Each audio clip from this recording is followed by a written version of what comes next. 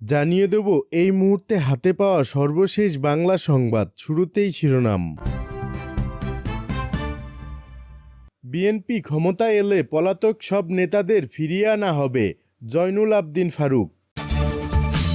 Bangabandhu Sheikh Mujib medical বিশ্ববিদ্যালয়ের নাম পরিবর্তন এবং পাকিস্তানের সঙ্গে ব্যবসা বাড়াতে চায় বাংলাদেশ, থাকছে বিস্তারিত প্রতিবেদন।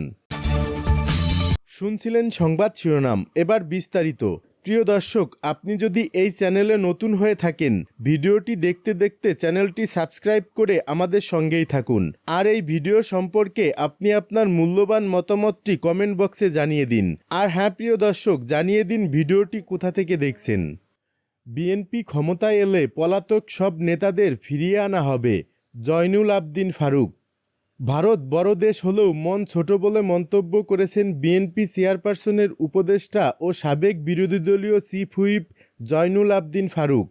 তিনি বলেছেন, শেখ হাসিনা ও তার মন্ত্রী এমপিরা যেভাবে যেখানেই পালিয়ে থাকুক, বিএনপি সরকার গঠন করলে তাদের দেশে ফেরত আনা হবে।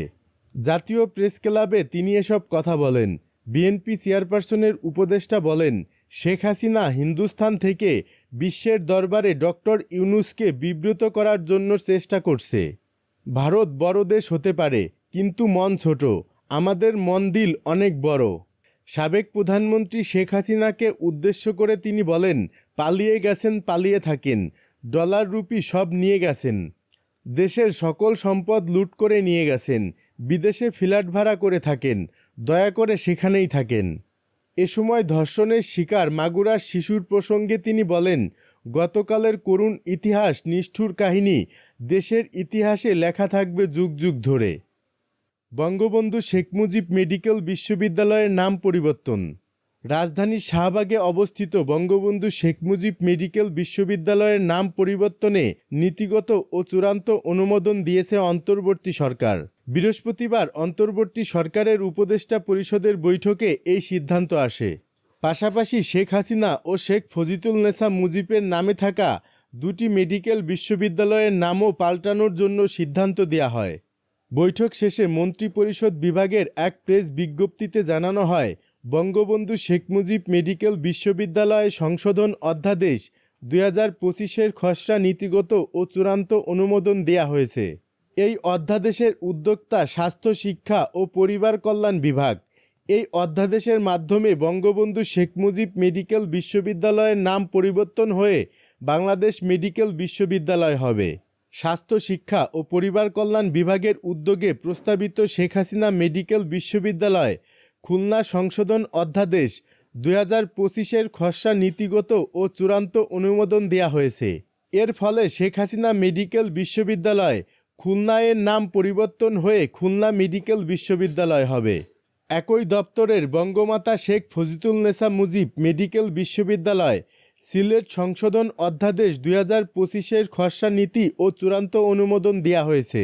এ অধ্যাদেশের মাধ্যমে বঙ্গমাতা শেখ ফজিলুন্নেছা মুজিব মেডিকেল বিশ্ববিদ্যালয় সিলেটের নাম পরিবর্তন হয়ে সিলেট মেডিকেল বিশ্ববিদ্যালয় হবে। পাকিস্তানের সঙ্গে ব্যবসা বাড়াতে চায় বাংলাদেশ। অন্তর্বর্তী সরকার দায়িত্ব নেওয়ার পর থেকেই বাংলাদেশ ও পাকিস্তানের মধ্যে ব্যবসায়িক সম্পর্ক আগে থেকে অনেক জোরালো হয়েছে। এমন পরিপ্রেক্ষিতে দেশটির সঙ্গে ব্যবসা আরও বাড়াতে চায় বাংলাদেশ। ব্যবসায়ীরা বলছেন, পাকিস্তানের সঙ্গে ব্যবসা বাণিজ্য বাড়ালে বাংলাদেশ উপকৃত হবে, কারণ পাকিস্তান থেকে আরও প্রতিযোগিতামূলক দামে কাঁচামাল কেনা যেতে পারে। বাংলাদেশ সেখান থেকে তুলা, সুতা, কাপড় ও প্রয়োজনীয় পণ্য আমদানি করছে, তবে এই আমদানি এখনও চীন ও ভারতের তুলনায় অনেক কম। Research and policy integration for ডেভেলপমেন্টের চেয়ারম্যান ডক্টর মোহাম্মদ আব্দুর রাজ্জাক বলেন, বাংলাদেশে পণ্য সরবরাহকারী দেশগুলোর মধ্যে প্রতিযোগিতা বেড়ে যাওয়ায় পাকিস্তান এখন গুরুত্বপূর্ণ অংশীদার হতে পারে। দেশের ভবিষ্যৎ অর্থনৈতিক প্রবৃদ্ধির জন্য খাদ্য ও জ্বালানি সহ প্রধান পণ্যগুলোর নির্ভরযোগ্য, প্রতিযোগিতামূলক ও নতুন নতুন উৎস দরকার।